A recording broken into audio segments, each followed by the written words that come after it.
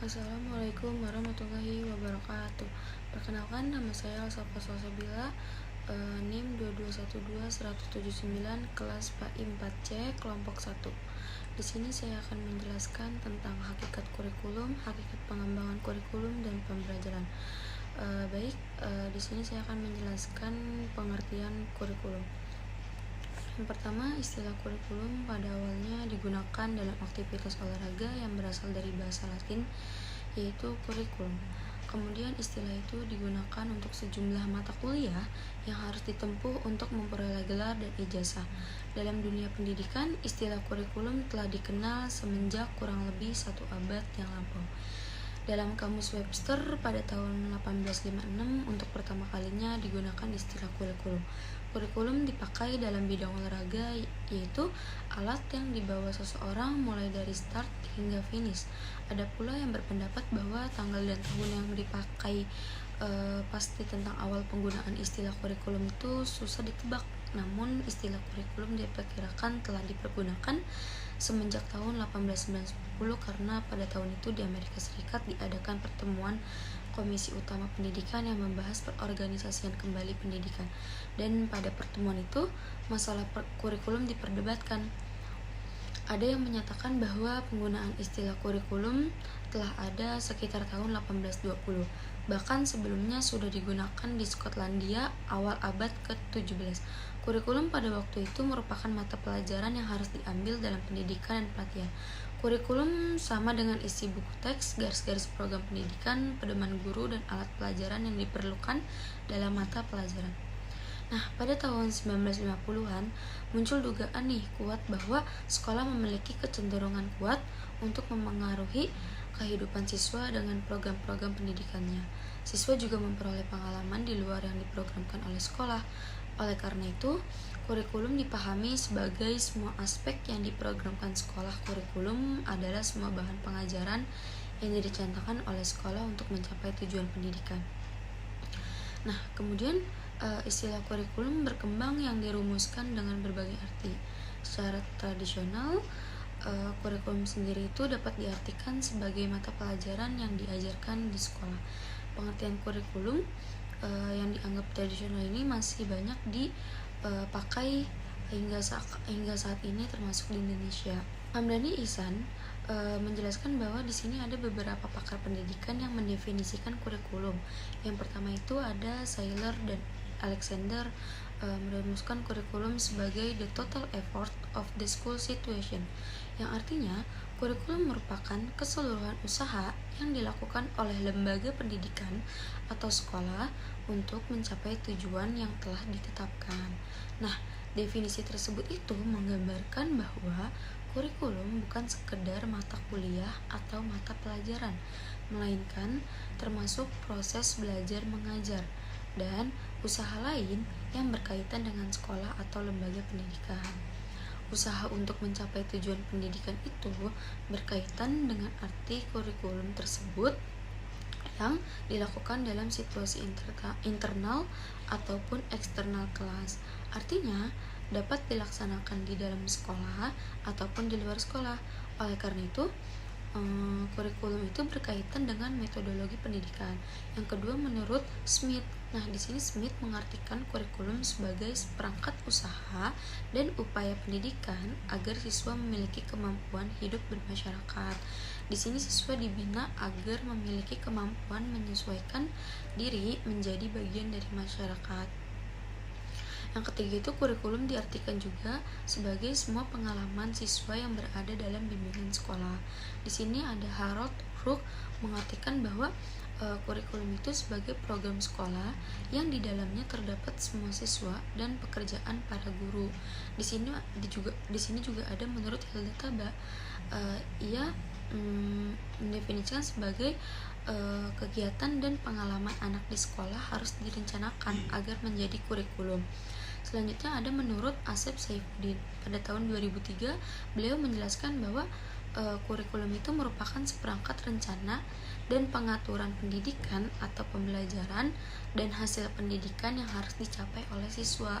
Kegiatan belajar mengajar dan pemberdayaan sumber daya pendidikan dalam pengembangan kurikulum itu sendiri. Nah, Kurikulum secara sederhana merupakan sejumlah mata pelajaran yang harus ditempuh dan diselesaikan oleh siswa untuk memperoleh ijazah. Di sini juga ada menurut pandangan modern. Menurut pandangan modern, kurikulum bukan hanya rencana pembelajaran, melainkan merupakan realitas yang terjadi dalam proses pendidikan di sekolah, kelas, luar kelas, pada pergaulan siswa, dan lainnya yang diorganisasikan oleh sekolah. Nah, semua pengalaman tersebut itu menurut pandangan modern dianggap sebagai kurikulum. Di sini juga ada menurut Frank Bobbitt pada tahun 1918 dalam buku The Curriculum, beliau menjelaskan bahwa kurikulum merupakan keseluruhan pengalaman yang terarah dan tidak terarah. Nah, sebagai bagian dari pengetahuan dan latihan dari pengalaman langsung yang secara sadar digunakan oleh sekolah untuk melengkapi dan menyempurnakan pembelajaran. Di sini ada menurut Hasan Langgulung pada tahun 1987, beliau mengatakan bahwa kurikulum adalah sejumlah pengalaman pendidikan, kebudayaan, sosial, olahraga, dan kesenian yang disediakan oleh sekolah bagi murid-murid di dalam dan di luar sekolah untuk menolongnya agar berkembang menyeluruh dalam segala segi dan mengubah tingkah laku siswa sesuai dengan tujuan pendidikan. Nah, selanjutnya itu ada menurut J. Galen, Saylor, William M. Alexander, serta Arthur pada tahun 1981 dalam Curriculum Planning for Better Teaching and Learning menjelaskan bahwa kurikulum merupakan semua usaha sekolah untuk mempengaruhi belajar anak di dalam ruangan kelas, di halaman sekolah, atau di luar sekolah. Kurikulum juga meliputi segala pengalaman yang disajikan oleh sekolah agar anak mencapai tujuan yang diinginkan. Nah, selanjutnya ada pengertian pengembangan kurikulum. Terdapat dua istilah yang sering dibahas para ahli dalam definisi pengembangan kurikulum, yaitu tentang definisi pengembangan dan definisi kurikulum. Pengembangan adalah kegiatan untuk menghasilkan sesuatu. Kegiatan pengembangan terdiri dari kegiatan penyusunan, pelaksanaan, penilaian, dan penyempurnaan. Nah, pengembangan kurikulum tersendiri menunjuk pada kegiatan menghasilkan kurikulum. Pengembangan kurikulum didefinisikan sebagai suatu perencanaan kesempatan belajar yang dimaksudkan untuk membawa siswa ke arah perubahan yang diinginkan dan menilai hingga mana perubahan-perubahan itu telah terjadi pada diri siswa tersendiri. Nah, sedangkan yang dimaksud dengan kesempatan belajar itu adalah hubungan yang telah direncanakan dan terkontrol antara peserta didik, guru, bahan peralatan, dan lingkungan yang dimana belajar yang diinginkan diharapkan terjadi. Nah, ini terjadi bahwa semua kesempatan belajar direncanakan oleh guru bagi peserta didik sesungguhnya adalah kurikulum itu sendiri. Merencanakan sebuah kurikulum dari titik tolak tertentu sampai kepada bidang-bidang studi tertentu niscaya melewati suatu kerangka yang umum disebut desain kurikulum. Nah, desain kurikulum tersendiri terkait dengan penyusunan elemen atau komponen kurikulum dalam perencanaan untuk memfasilitasi pengembangan potensi siswa agar mencapai tujuan pendidikan. Nah, pengembangan kurikulum pada hakikatnya merupakan pengembangan komponen-komponen kurikulum yang membentuk sistem kurikulum itu sendiri, yaitu komponen tujuan, bahan, metode, peserta didik, media, lingkungan, sumber belajar, dan lain sebagainya.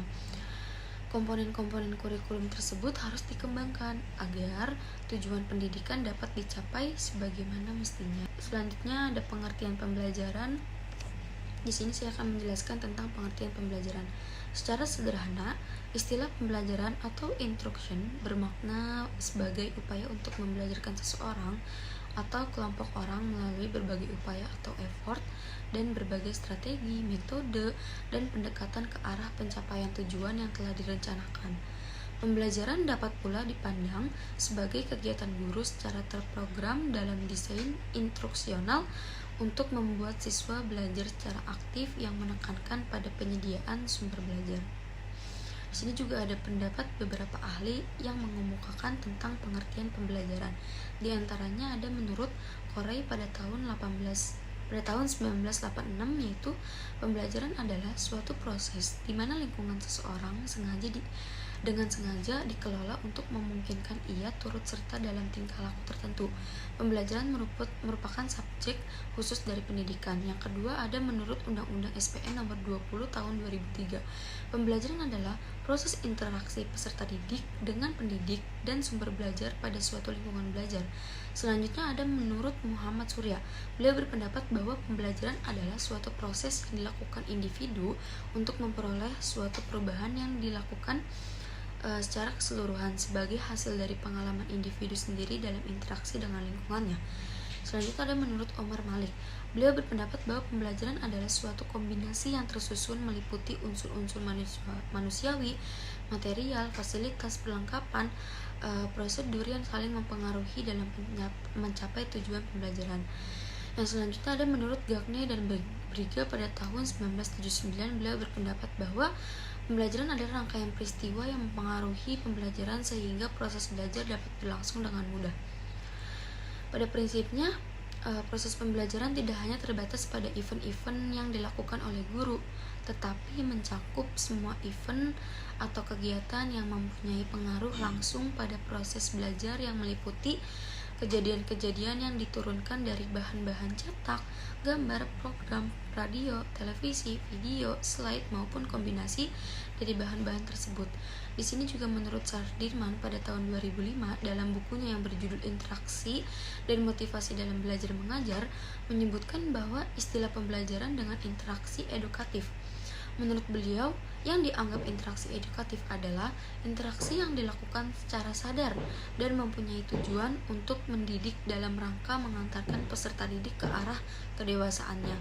Pembelajaran merupakan proses yang berfungsi membimbing para peserta didik dalam kehidupannya, yakni membimbing dan mengembangkan diri sesuai dengan tugas perkembangan yang harus dijalani.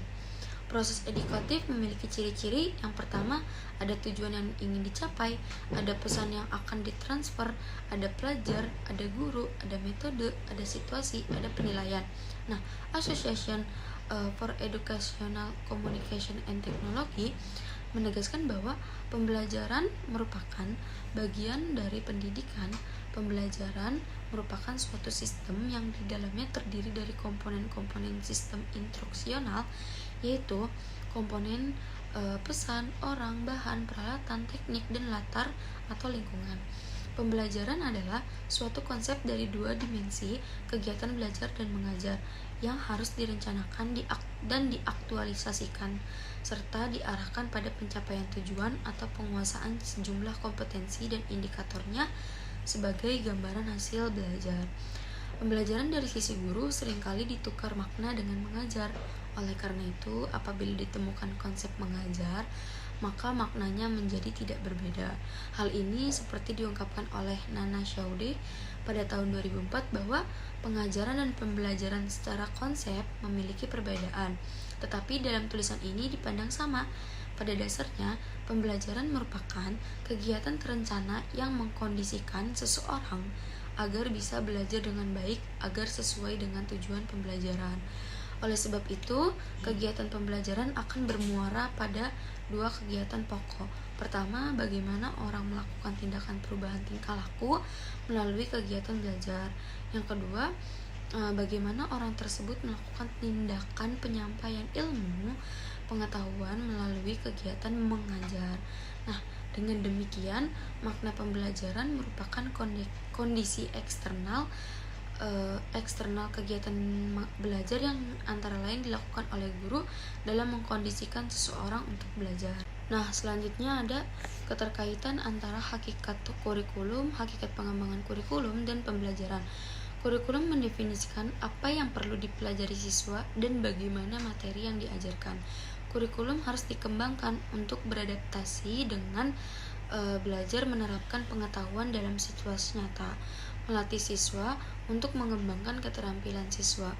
Kurikulum harus dikembangkan sesuai dengan kebutuhan dan pembelajaran merupakan tujuan utama pengembangan kurikulum. Nah, sekian dari saya. Kurang lebihnya mohon maaf.